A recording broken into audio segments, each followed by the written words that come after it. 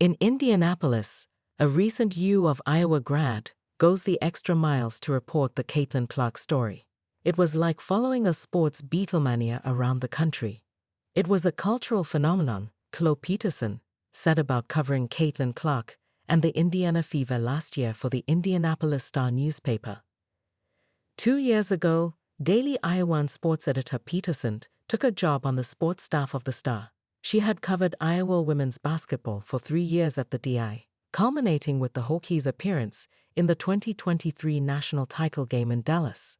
Off she went to Indianapolis to cover an assortment of things, including its WNBA team. At the time, there was no Fever for the Fever. They went 13-27 in 2023, the 7th straight year they missed the playoffs. Not easy to do when 8 of the 12 teams qualify, Peterson said last week. Then, when Caitlin got drafted, it blew up. In December 2023, Indiana got the first pick in the WNBA draft lottery. 4 months later in Brooklyn, in perhaps the least suspenseful No.1 selection in the history of pro sports drafts, the franchise picked Clark. That night, the star player got reacquainted with the young woman who covered her for print and hosted her on podcasts for the DI. "Nice to see you again," Clark told her. They spent most of the next 5 months bouncing around America as excited sellout crowds were the norm wherever the Fever played. Peterson covered every game home and away. The scene everywhere was the same. Wherever you'd go, there were Fever fans. Caitlin fans, specifically, Peterson said. In Los Angeles, there were 5 sailors in uniforms who all got their hats signed by Caitlin. Every game felt like a Fever home game. Women's sports were getting more and more mainstream before Caitlin came into the league, but she was a big catalyst for getting the WNBA consistently talked about. Indiana's average attendance in 2023 was 4,067, which more than doubled the 2022 total. Last year, it was 17,036. Gainbridge Fieldhouse curtained off the upper deck for Fever games before last season, a reminder of what Carver Hockey Arena did for Iowa women's games, before the Clark effect put an end to that. Today, Clark and the Fever will be at Carver to play a preseason game against Brazil's national team. There will be 15,000 fans, an ESPN audience, and no curtain. Clark remains a growing, evolving national sports story.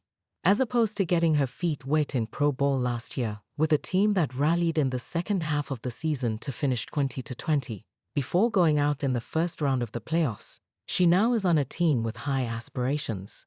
The Fever changed head coaches, hiring Stephanie White away from the Connecticut Sun.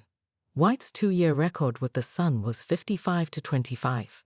The team added veterans with pedigrees in forwards Natasha Howard and Dewana Bonner and guards Sophie Cunningham. The Fever's free agent additions total more than 1,100 games of WNBA experience. Only 5 players from last year's roster are back, but the big 3 of Clark, 19.2 points per game, Kelsey Mitchell, 19.2, and Aaliyah Boston, 14.0, are among them. "I think the expectations are to win a championship," Peterson said. They talked about it a lot at last week's media day. It's realistic they can compete with the 2024 champion, New York Liberty and Minnesota Lynx. Nonetheless, Clark had a warning for her teammates at media day. It wasn't, however, about overconfidence. At media day, she was telling everyone there's no air conditioning at Carver, and there will be 15,000 fans there, Peterson said. She told them how hot it was in there for her graduation. It will be a homecoming for Peterson, too. She's from Appleton, Wis, but cut her teeth on covering that big women's basketball story at Iowa. By traveling to all of Clark's games for the Star, she is flying in the face of her industry's trend of reducing coverage and the accompanying travel expenses. My editor essentially said it pays for itself from how well the stories are read and the interest in general. Indianapolis and the 11 other WNBA cities know there is someone who is good for the U.S. economy right now. Iowa City Coralville gets one more pot of gold from Clark today.